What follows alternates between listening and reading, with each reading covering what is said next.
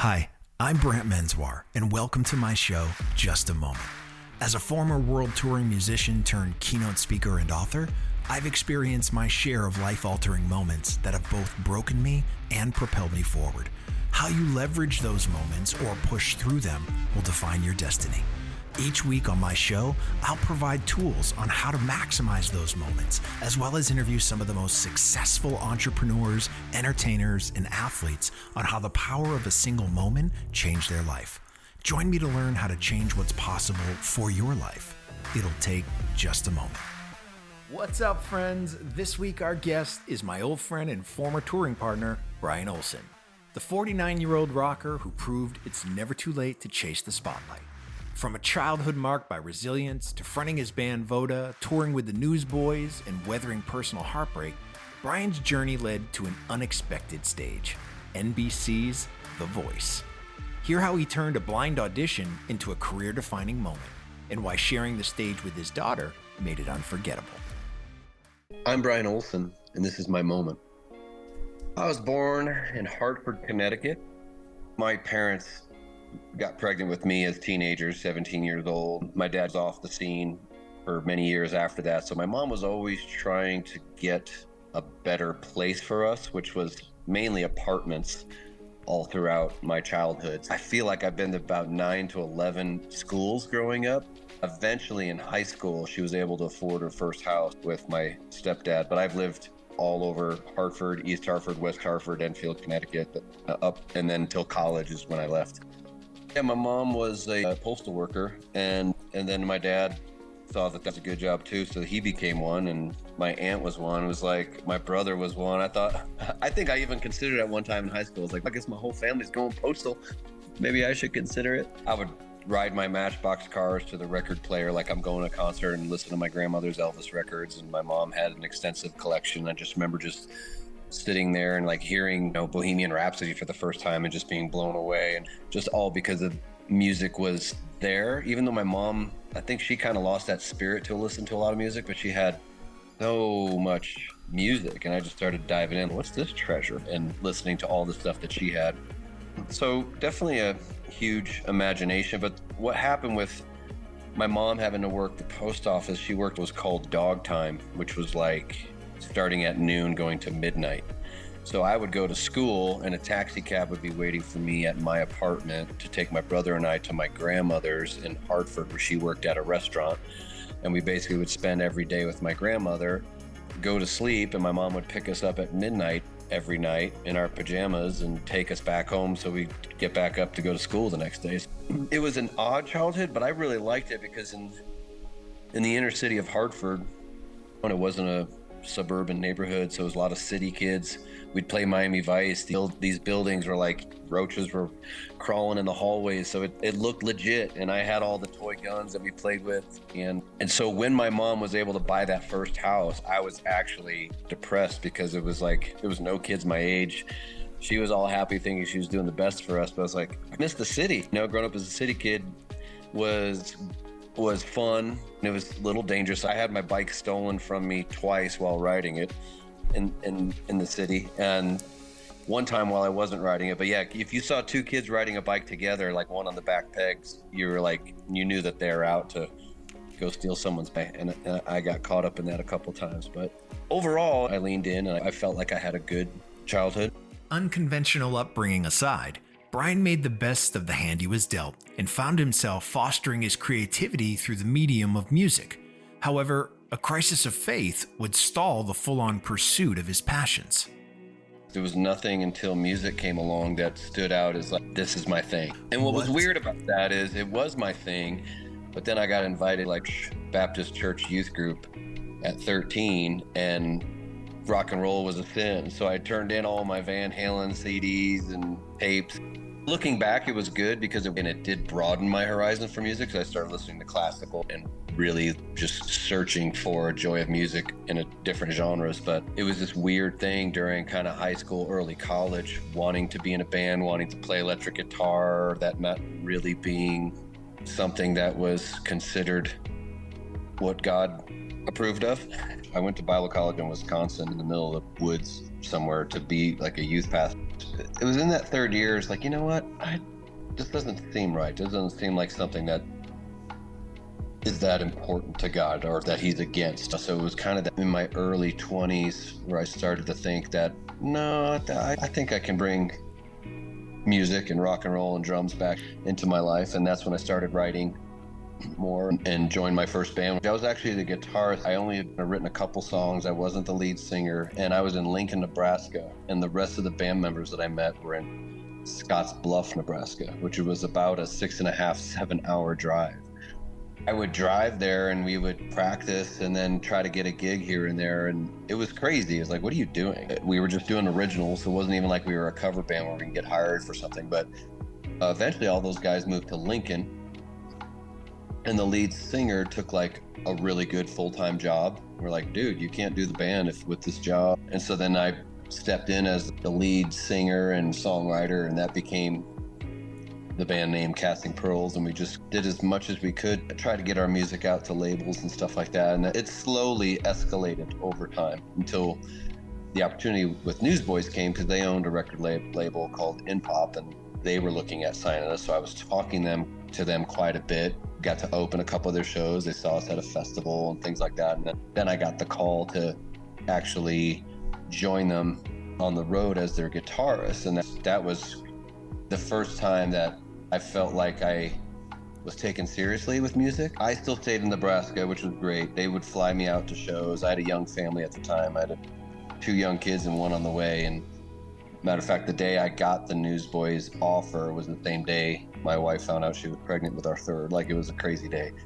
And so they were very gracious and not trying to uproot our family and get us all to Nashville, which would have been great for me. I mean, I always wanted to be there, but I had a sense that my wife would have been on an island by herself with nobody she knew, no support, no family to help. So it just became apparent to the band after, and I was with them for 3 years, but I was still pursuing my music in the studio, putting an album out. They eventually were like, we want someone who's not pursuing their own music, someone who's here in Nashville, and we don't want to do that to you. We don't want to make you stop what you're doing and uproot you. And that was tough, because at the time with Newsboys, they were flying in a private jet. All my stuff was getting set up for me. Every concert was always full, and then jumping back in the van and trying to figure out how we're going to do music was a wake-up call for sure. I always felt like I got to see what my music can do. Bryan's new reality was far from private jets and sold-out concerts, as he worked on forming a band that suited his vision for the future. But in order to realize that vision, he had to get creative. Nothing came easy to us. We had a few breaks. John Rivers, who was like a morning host of K-Love at the time, was a big friend and fan of Newsboys, and I was out in Texas with them.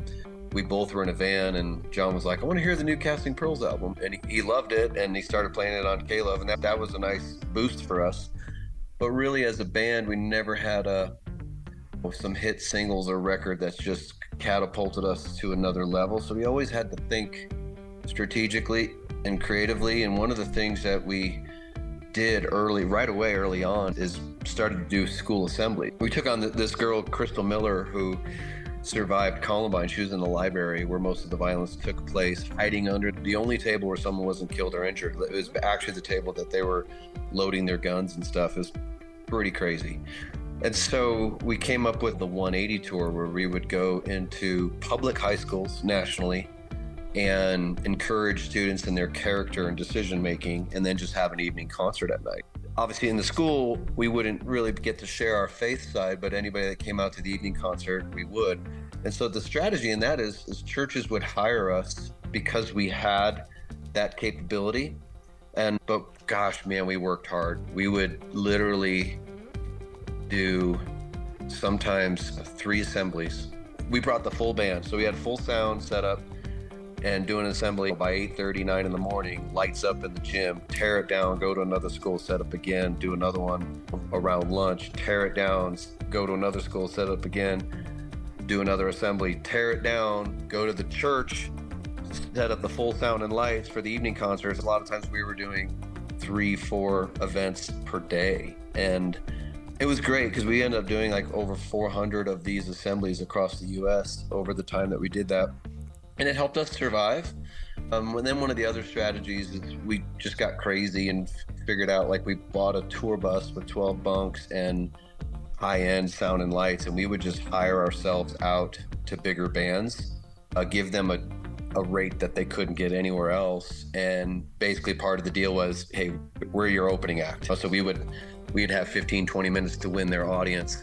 So usually these tours, what would happen is, as I would drive the entire night, I mean, usually a bus call, we'd leave by midnight. I'd drive to about 7:30 in the morning. Then I would go to sleep the entire day, wake up around 6:30 p.m., wanting coffee and breakfast. Everybody's buzzing for the day. And then our set's about to start in a half hour, 45 minutes. So it was a really odd sort of thing, but it's how we were able to do it full time. Like, we got paid to do that, but we really worked hard to make all that happen. Life on the road took its toll. As Bryan's band saw success, his personal life came to a crossroads. Life was in a place at that moment that I had never expected or foreseen. You know, my marriage of 24 years had ended. There was always a deep desire in me to continue to do music.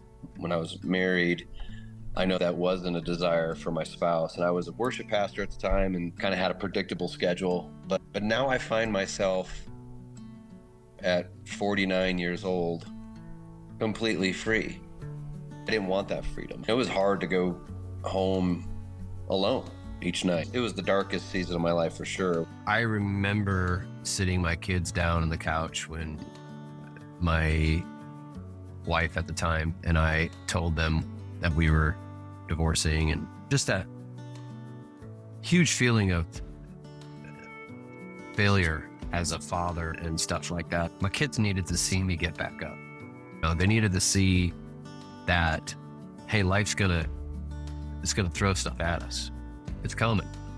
And even in a faith perspective, the idea is not showing I'm a perfect Christian or human. Kids, be like me. It's when the bad things happen, and even if you have the courage enough to share your weaknesses, even with your kids and your mistakes, to dare to do that, I think has been good. It's allowed them to share more with me, and they can see part of the legacy is, you know what? Dad kept swinging. He got back up. You can't just stay in that state of despair forever. I have the ability now. My kids are young adults. What do I want to lean into? Bryan soon got his answer, although not one he was expecting. So then my drummer, my bandmate, sends me this invitation to The Voice, which I've never ever tried out for any reality show singing competition ever. Never was on my radar that I could even maybe do that or be good at it. So I get that invite and I go, why not? Let's give it a shot. And I was almost like flippantly as a joke, I didn't tell my drummer I was going to do it, because I wouldn't have done it had I had to go to some arena and wait in line for 14 hours with a bunch of teenagers for my turn to audition. I would have just been like, nah, I'm not doing that. But when he said they do it online now, and you can schedule like a Zoom, let's give it a shot. And it just kept snowballing from there. I would do a 90-second cut, and I got an email 2 hours later. This is happening. Even though Bryan was a seasoned pro, the reality TV audition process brought some insecurities to light. Insecurities that were quickly dispelled by his success on the show. I did have those voices in my head. This isn't for you. This is for the youngsters. But you look at who's on shows like that, sometimes they're 14, 15 years old, and they're insanely talented. I'm like, what am I doing? But I just at least overcame that and said, look, there's no harm in giving this a try. So they said, we love this 90-second version, do a full version of that song and pick 2 other songs. And at that point I was like, oh crap. They had very specific instructions for like, we want you to use your phone here, set it in landscape mode, do this, and this is exactly how we want to do it. No edits. You can do it however you want, have an instrumentalist help you and all that sort of thing. So what I decided to do is I then called my friend John. I'm like, all right, I took you up on your request and here's what happened. And so him and I got together and put 3 cover songs that we were used to doing together. And so he was on kind of keys and cajon. I played guitar. We got those 3 songs and sent them. And they're like, great. We love these. You're moving to the next phase, which was an hour-long like Zoom interview with one of the casting agents. And at that moment, I think because of the season of my life and coming out of that really difficult time, my word for the year was authenticity. And I dared to, like, you know what, just be you and let's see what happens. And kind of for me, a dangerous thing thinking about The Voice, because I was thinking, okay, this is Hollywood, and what are they going to do? And how are they going to exploit my story and stuff? But I was really candid, probably too open on everything that happened, details as to like how my marriage fell apart, all this sort of stuff. I was almost like I was talking to a counselor. I was just typing everything and just, you know what, whatever. And so I was really open and candid about what was going on in my life. Because of my divorce, the church that I had worked at I was a worship pastor for 10 years, they let me go. So I lost that job for that reason. They sent a letter out to the congregation that I disqualified myself from ministry and stuff like that. So that went out to 1,000 people. In my mind, I'm like, what are people going to think and what's going to happen here? But those people weren't my true community. I'm thankful that when things really got rough, you find out who your friends are. But in a strange way, this kind of being not alone, but being free from that, I didn't have to ask permission from anyone to be authentic and to be me. And for the first time, I was actually really trying to find out who I was. I was in Nashville working on our new album for Voda, and got the call from the casting agent, and she said, congratulations, we're inviting you out to LA for the blind auditions. I heard like 30,000 people tried out, and they flew like 90 to LA, and I'm one of those. And so this is pretty amazing. The day of Bryan's blind audition came, and he knew from the second he stepped onto the soundstage, the weight of this moment had the capability to catapult him forward or end his career. I've been a musician now, 49 years old. I've been on stages with the Newsboys in front of thousands, and I don't usually get nervous. This 90-second clip of the song I have to sing, it feels like I've been preparing for it for months. And so it's just like looming over you. They don't introduce you by name. It's like 10 seconds till our next contestant. And cameras are all around you. They open the big metal doors, and there's no applause. There's a studio audience, but they're instructed to be completely silent. All I can hear is my boots as I'm walking toward the microphone. And so I just remember feeling, if I mess up now, all this work in this 90 seconds can just totally go away. And obviously it went really well. And I remember going back to my hotel room and just laying on the floor, thanking God for such a great moment. And I remembered how heavy life was not too long before that. And I think in a strange way, that helped me on this journey with The Voice, because I didn't see such joyous moments coming, especially when I was deep in the valley. Had I not left the Newsboys, had I not worked so hard to do my own thing and become a front man and keep singing and keep writing and develop my style in a voice, I wouldn't have been ready for that moment. And strangely enough, had I still been married and full-time at a church, I wouldn't have been ready either, because I think I would have been very guarded as to being my true self. But now I had this freedom. It's like, why not dare to be a little bit more authentic and real here and not worry about what some people are going to think? It's a perfect season at 49 for all this to come together. I think any other time in life, it just wouldn't have been right. Bryan, thank you so much for being on Just a Moment. What an incredible story. What an incredible moment you've had when you thought maybe this opportunity had passed you in your life. And then you get on the show and you have a moment that's actually facilitated by your daughter. How did that work in this particular case? So I have 3 kids, but the way The Voice works, you're able to have 2 people. So thinking through that, obviously I don't love my daughter more than my boys.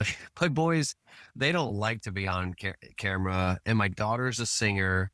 And I'm like, you know what? I think the best option, rather than choosing which son I'm going to take, is I feel like I'm just supposed to take my daughter for this moment. And that was huge, because had I taken one other person, the moment that opened up for my daughter and I wouldn't have happened. But somewhere in there, Dan and Shay was like, they saw my daughter and they're like, who's here with you? That's my daughter. It's like, well, bring her up here. So she comes up, and then Dan and Shay said something like, this music run in the family. The edited version looks like I'm trying to push my daughter to sing, which wasn't happening at all. They're like, does music run in the family? And I'm like, yeah, my daughter sings too. And they're like, what? Would you guys sing something together? And I'm like, seriously? And so I just hand the mic to my daughter.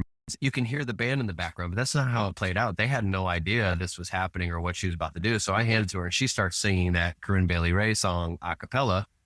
And by the time she gets to the chorus, the band, they're so dope.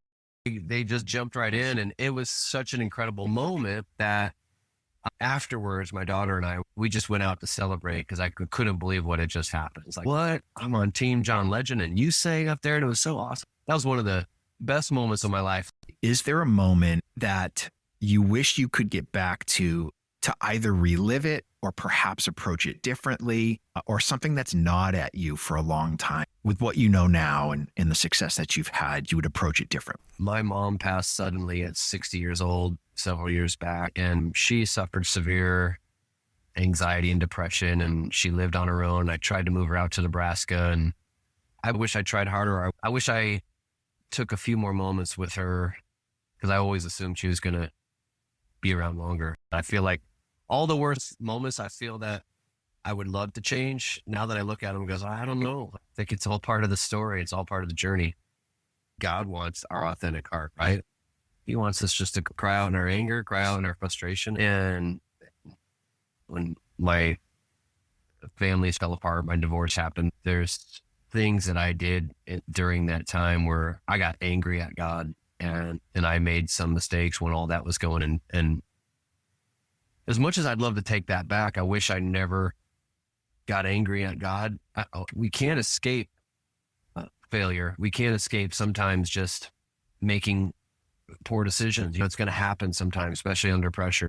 Those are the moments I was thinking of. Do I really want to take that back? And now I'm like, I don't think I want to take those back. I think they need to stay in place. I think you're right, man. And that's part of why we asked that question, because ultimately, there's not a lot you can do about these moments that have passed us. It's up to us to take advantage of that moment when it happens, right? What are we going to do? Are we prepared for it? When you finally get your shot, are you going to be prepared to do what's necessary? And I think that's the opportunity that you have now, right? You've been able to experience something that very few people have had the opportunity to, but be able to share it in such a way that it has incredible impact on others and their dreams and what they hope for and belief of what's possible, no matter how long you've done something, what age you are. None of that matters if you can hold on to hope hard enough to believe that it's possible. Listen, man, where should we point people to be able to stay in touch? I know you've got some exciting things happening in your life post Voice. And so where's the best place for people to keep up with what's happening with you? I'll have to tell you, I wasn't on socials much before this and before the Voice thing, and I've got help with that now. And so my name, Bryan Olesen, you can find me on Instagram, Facebook, and TikTok and such. But and then my band is Voda, VOTA band.com. Thank you for joining us on this episode of Just a Moment. Make sure to subscribe to our podcast and tell a friend or two about it to help spread the word so everyone can find a moment that inspires them. Don't forget to leave us a review and check us out on the web at justamomentpodcast.com. Just a Moment is produced by Natalie Von Rose and Brant Menswar. For more inspiring shows like this, visit surroundpodcasts.com.